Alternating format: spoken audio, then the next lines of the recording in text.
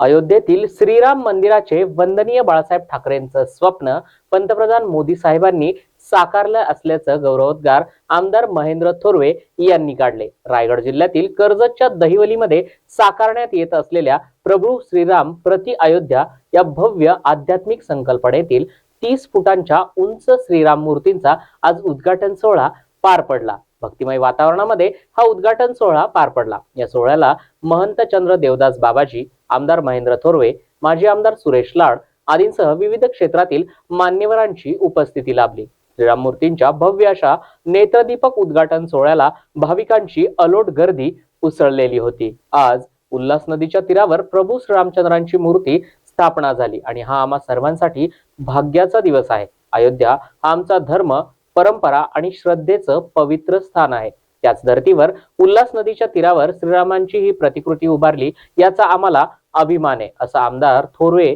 म्हणाले आहेत। तसेच भगव्या पताका, रामनामाचा गजर आणि शंखध्वनीनं संपूर्ण गणेश घाट परिसर हा राममय झाल्याचं यावेळी वातावरण या ठिकाणी पाहायला मिळालं। पहिल्यांदाच रायगड जिल्ह्यामध्ये एवढी मोठी प्रभू राम श्रीरामचंद्राची मूर्ती स्थापित करण्यात आल्यानं रामभक्त आनंदी झाले। श्रीरामांची मूर्ती आज ज्या ठिकाणी लोकार्पण सोहळा संपन्न होत असताना हा भव्य दिव्य सोहळा आपण सारे जण पाहतात। मागील गेल्या वर्षी आपण याच उल्हास नदीच्या पलीकडच्या तीरावर श्री विठ्ठलाची मूर्ती आपण उभी केली। ती महाराष्ट्रातली, देशभरातली सर्वात मोठी विठ्ठलाची मूर्ती उभारली। आज याच पलीकडच्या तीरावर श्रीरामनवमीच्या निमित्ताने प्रभू श्री रामचंद्रांची भव्य दिव्य अशी हे शिल्प आपल्या समोर उभं राहिलेलं आहे। हे शिल्प नसून हे संपूर्ण हिंदुत्ववादी विचारांची असणारी श्रद्धा आहे, संस्कृती आहे, ही आपली परंपरा आहे। ही अखंड परंपरा ही कायमस्वरूपी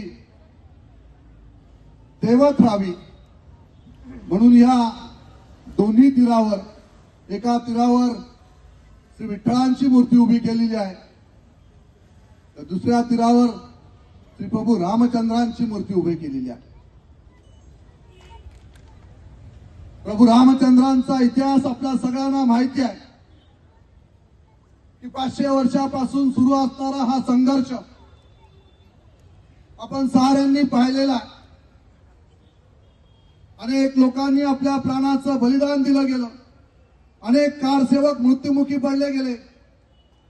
श्रीरामांचं मंदिर अयोध्येत उभं राहावं म्हणून पिढ्यानपिढ्या असणारा हा लढा आपण साऱ्यांनी पाहिला।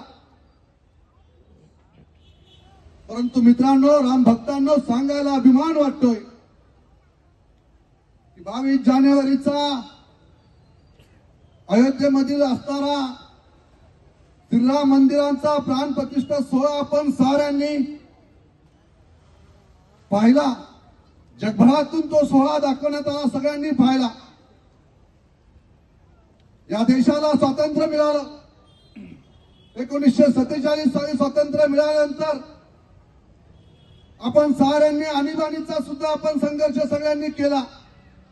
त्याही वेळेमध्ये आपण सगळ्यांनी पाहिलं की आणीबाणीच्या काळात सुद्धा देश एक संघ झालेला आपण पाहिला।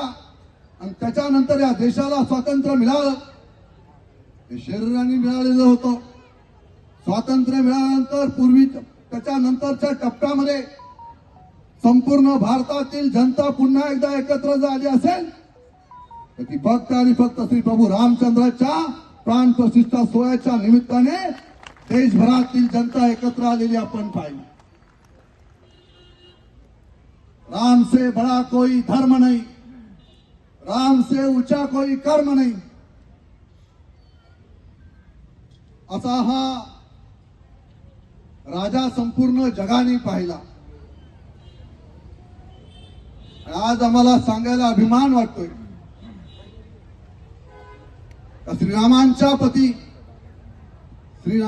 प्रती जो संघर्ष, संपूर्ण पिढ्यानपिढ्या असणारा संघर्ष आपण साऱ्यांनी पाहिला। परंतु खऱ्या अर्थाने राज्यामध्ये पुन्हा एकदा मोदीजींचं सरकार आलं आणि हा सरकारने घेतलेला ऐतिहासिक निर्णय, या निर्णयाबद्दल तर मी आपल्याला सांगणारच आहे. परंतु जो संघर्ष 500 वर्षापासून सुरू होता, त्या संघर्षामध्ये वंदनीय बाळासाहेब ठाकरे सुद्धा अग्रस्थानी होते. त्या ठिकाणी प्रत्येक वेळा या संघर्षामध्ये कारसेवकांबरोबर शिवसैनिक सुद्धा आमचे उतरत होते. हा इतिहास होता. ज्यावेळेस बाबरी तोडली गेली, त्यावेळेस वंदनीय बाळासाहेबांनी अभिमानाने सांगितलं की होय, जरी बाबरी माझ्या तोडण्याचं कारनामा जर माझ्या शिवसैनिकांनी केला असेल तर त्या गोष्टीचा सार्थ अभिमान आम्हाला आहे, असं सांगणारं रोखठोक व्यक्तिमत्व म्हणजे वंदनीय बाळासाहेब ठाकरे. याच बाळासाहेबांनी एक इच्छा व्यक्त केलेली होती. हिंदुत्ववादी विचारांचं असणारं हे नेतृत्व नेहमी सांगायचं की एक दिवस या देशाचे पंतप्रधान मला करा, 2 कामं देशासाठी महत्वाची करेल. त्याच्यामधील पहिलं काम मध्ये अयोध्येमध्ये श्रीराम मंदिर उभारलं जाईल आणि दुसरं काम मध्ये काश्मीर मधील 370 कलम हटवला जाईल. ही 2 कामं महत्वाची मी करीन दाखवेन.